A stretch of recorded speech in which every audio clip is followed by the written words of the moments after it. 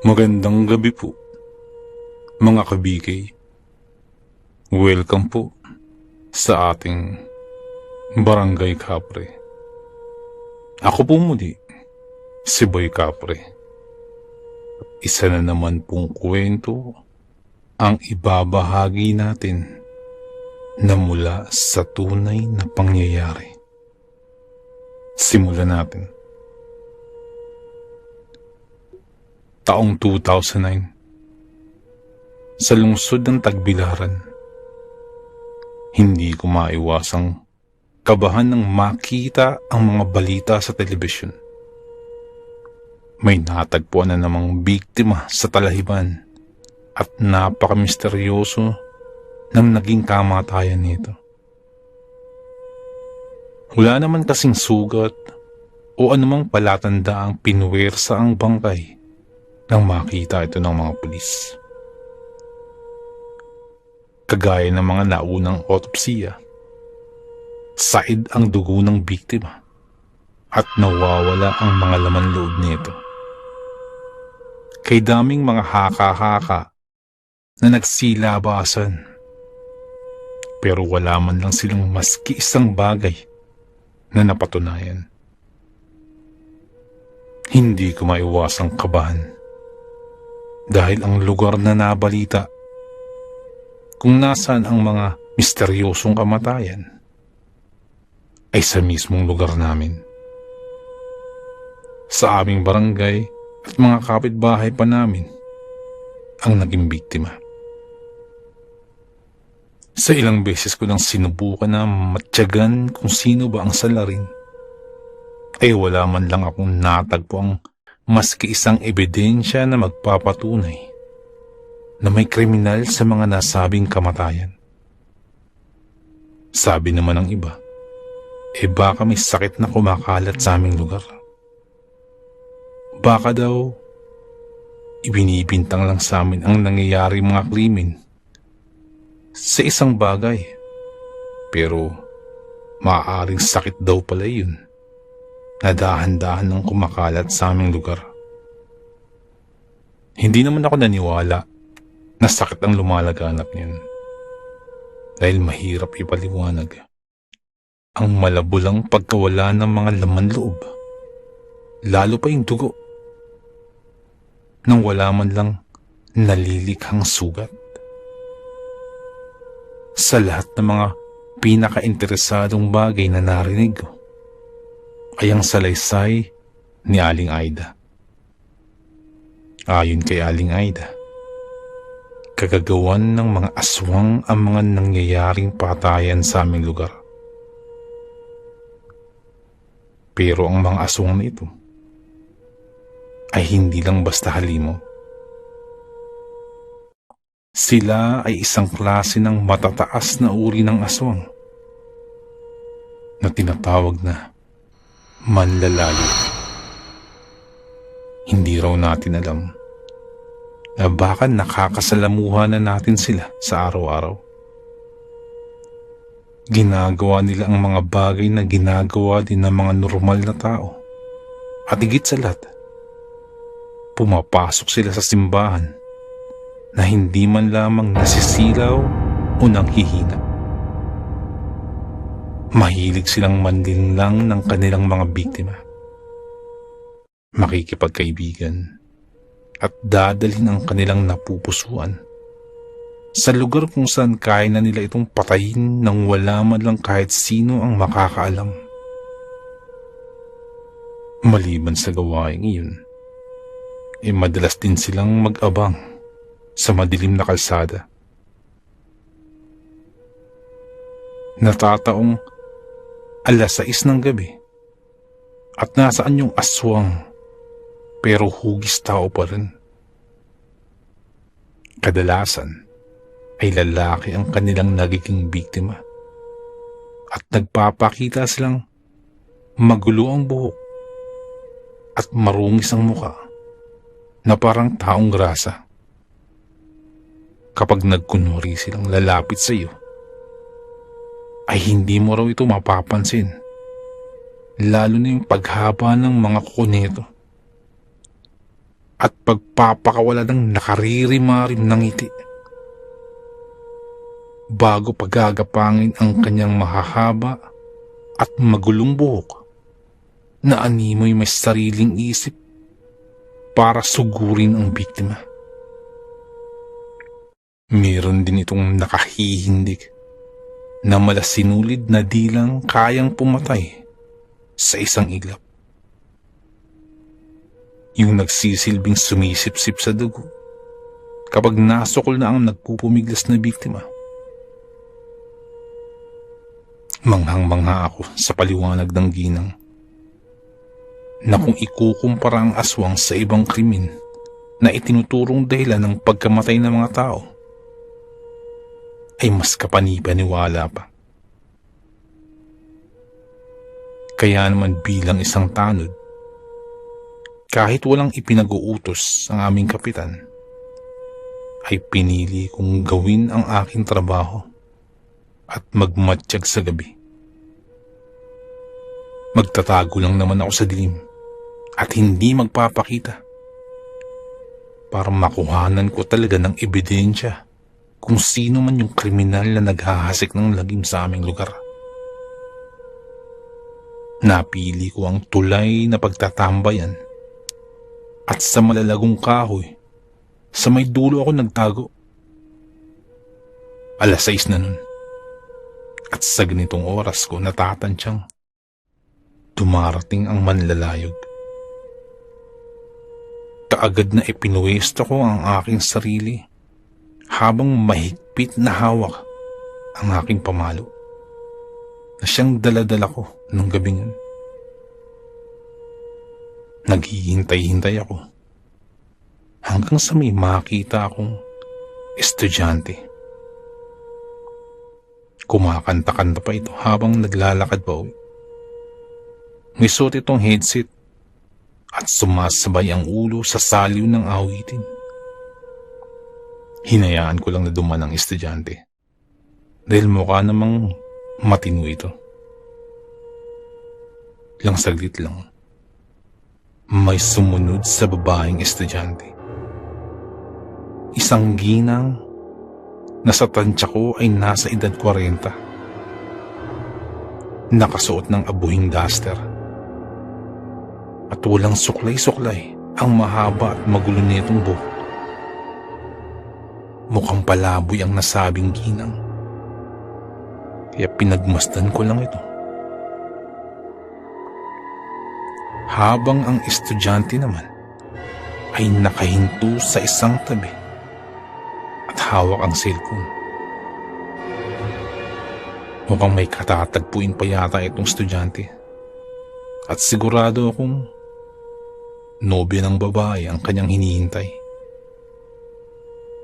Ang babaeng palaboy naman ay nagpatuloy sa paglalakad hanggang sa mapalapit siya sa estudyante. Pagkalapit ay ngumisi ito na ikinaatras ng dalaga. Saka biglang humalakak ng walang tigil. Mukhang baliw pa yata ang ginang at mukhang may sayad sa pag-iisip. Binantayan ko sila sa takot na baka bigla na lang daluhungin ng ginang ang estudyante. Nakatayo lamang ito habang pinagmamasdan ang estudyante. Ang estudyante na may tila napatulala na lang. Hindi nga ako nagkamali at basta na lang tumilapo ng estudyante ng sakmalin nito ng ginang at hiyagis sa di kalayuan. Nagimbal ako sa nakita at nakaramdam ng takot. Parang biglang naduwag ako lumabas. Pinagmasdan ko kung paano nang hihinang gumapang ang kawawang estudyante habang halos makahalik na sa lupa dahil sa natamong sakit sa buong katawan. Nanginginig na humingi siya ng tulong sa pagbabaka sakaling may makakadalo sa kanya. Pero hindi ko maintindihan kung bakit bigla akong nawala ng lakas para lumabas. Mas pinag-igihan ko pang pagsiksik sa sulok ng aking pinagtataguan. At gimbal na napatitik sa ginang. Nang dahan-dahang humaba ang kanyang buhok. Parang may sariling isip. Ang buhok na yun na gumapang papunta sa estudyante. At unti-unting pumulupot sa buo nitong katawan. Pilit nagpumigas ang estudyante. Pero humalakhak lang ang ginang. At dun ko pa lamang napagtanto na isa pala itong aswang. Sa isang iglap ay basta na lang nagbago ang anyo nito. Ang kanyang nakakawang itsura kanina ay naging mabagsik at napalitan ito ng mapupula at nanlilisik na mga mata. Ang kanyang mga kamay ay nagkaroon ng mahahaba at matutulis na kuko. Takot na takot akong napatitig sa kanila. Nang dahan-dahang humagihik ang ginang. At lumapit pa ito sa estudyante.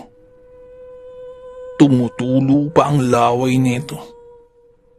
Saka muling dinaluhong ang kawawang mag-aaral. Saksi ako kung paano niya ito pinuluputan ng kanyang buhok. At sakang ngumanga na parabang kakainin ang napakalaking bagay. Muli ay nagimbal ako nang makita ko ang kanyang malasinulid na dila at inilapit sa leeg ng estudyante. Ganun na lamang ang takot ko nang ang manipis na dilang yun ay tila tumigas na parang sa alambre. At saka ito bumaon sa lalamunan ng kanyang kawawang biktima. Kalunos-lunos ang kalagayan ng estudyante. Wala na itong nagawa pa. Kahit nagpupumiglas ito. Dahil yung buhok pa lang ay sapat na upang hindi makagalaw ang estudyante. Ang iba pang makakabang buhok ng matanda ay gumagapang at sumusuksok sa mata, ilong at tenga at bibig ng kawawang estudyante. Marahil ay para pigilan ito sa paghinga. Ilang sandali pa'y nakita ko ng pagkikikisay ng estudyante na parang kinakapos na ng hininga. At nasasaktan sa ginagawa sa kanya. Ako naman ay labis ng pinagpapawisan sa tensyon habang pinagmamasdan sila. Paano ko ililigtas ang estudyante mula sa isang halimaw?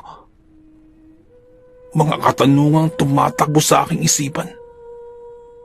Kabado kong pinahid ang pawis na namumuo sa aking noo. Saan napalunok ng laway? Pakaramdam ko ay ako ang pinapatay ng aswang.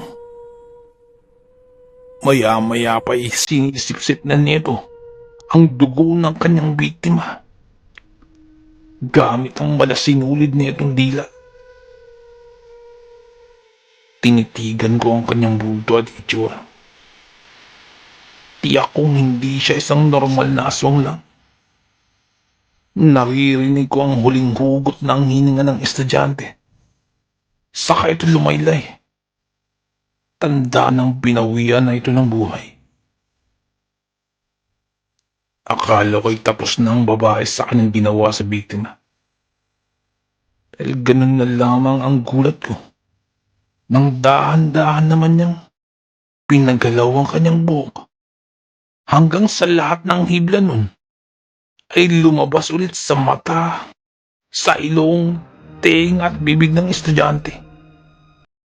Nakaramdam ako ng pandidiri nang maging ang kanyang mga buhok ay animon na tuwa ng makakain ng laman loob ng tao. Hindi ko maipaliwanag pero Yun ang nakikita ko. Kinain ng mga itong laman loob ng estudyante dahil lang bitiwan niya ito bilang isang bangkay. Ay tila kasing gaan na lamang ito ng papel. Iniwan ng matandang babae at sa gitna ng daan. Saka naglakad na parang walang anumang nangyari.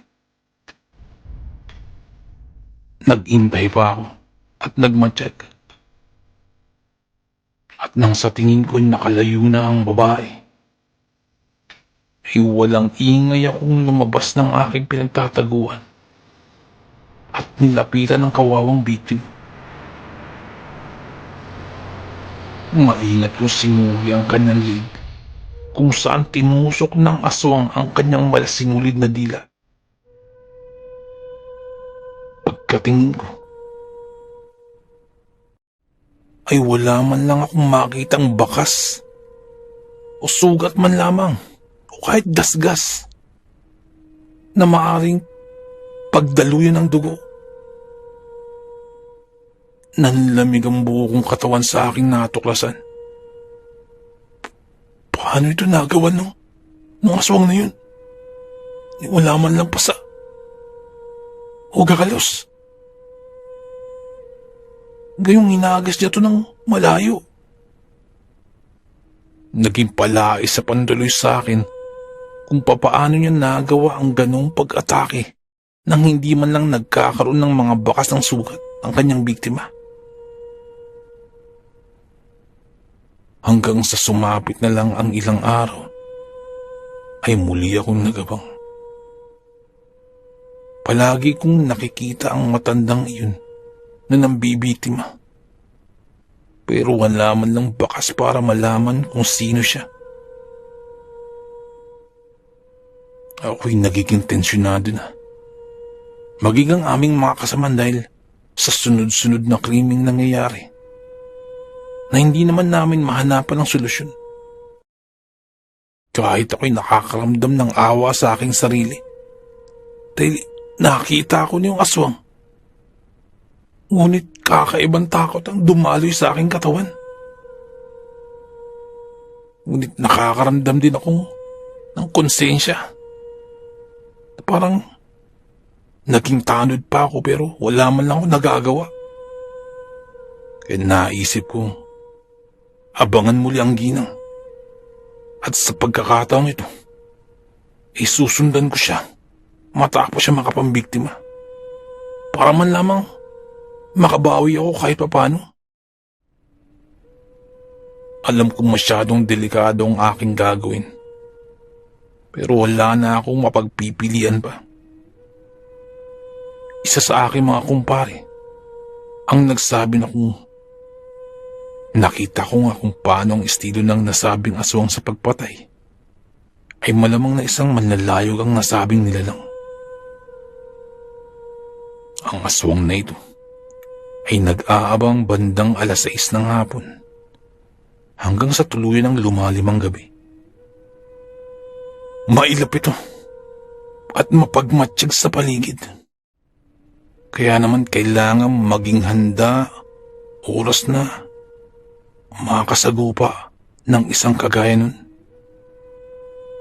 Pinakadelikadong panlaban nito sa kanyang biktima ay ang kanyang buhok. May pagkahuwig ito sa aswang nakubot. At may pagkamabangis din ang nasabing nilalang. Kailangan palaging may baong tansong punyal sa bulsa dahil ito lamang ang pataling na mabisang pampatay sa aswang. Inihanda ko ang mga bagay na yun at inabangan ulit ang aswang. Kagaya ng dati, sa kalsadang lugar na kanyang paboritong daanan, dun siya nakita kong nag-aabang ng biktima. Sa pagkakataong yun, ay mas nauna siya, nagtago sa dilim. Pero hindi niya alam na mas nauna akong makarating sa kanya sa nasabing lugar. Kung di lamang talaga nauunahan ako ng pagkaduwag, siguro inasupil ko na siya. Dati pa. Maya-maya pa, isang lasinggo ang kanyang nabiktima sa pagkakataong yun. Kagaya ng mga naunang biktima, binugbog niya muna ang lalaki bago pinuluputan ang kanyang buhok. Pumasok ang buhok nito sa loob ng ilong, mata, bibig at tenga ng biktima. Ilang saglit pa ay inilabas na niya ang kanyang manipis na dilang, animoy may maliit na karayom sa dulo. Walang nagawa ang biktima kundi pakiramdaman ang kanyang dugo na dahan-dahang sinisip-sip ng aswang hanggang sa tuluyan na itong maubos. Saka binitawan ang lalaki ng manlalayog. Lupaypay na at walang buhay. Kaagad naglakad ang aswang na parang walang anumang nangyari. Sa pagkakataong yun ay hindi ito nagbagong anyo kumpara ng mga nakaraan. Ang isang ito ay tao pa rin at ang nakakatakot lang niyang buhok at dila ang instrumento para siya ay makakain ng tao. Naging mabilis tuloy ang aking mga hakbang upang masundan ang babae. Habang sinusundan, bigla na lamang itong nawala pagkakurap ko. Kaya't napahinto ako sa paglalakad at nagpalingalinga sa paligid. Dahan-dahan akong binalot ng takot dahil hindi ko na matanaw kung nasaan ang babae. Bakit nawala agad? Ang bilis naman maglakad nun. Pinagpawisan ako ng malapot dahil sa labis na tensyon. Kung kaya't napaatras na ako ng hakbang. Habang umaatras,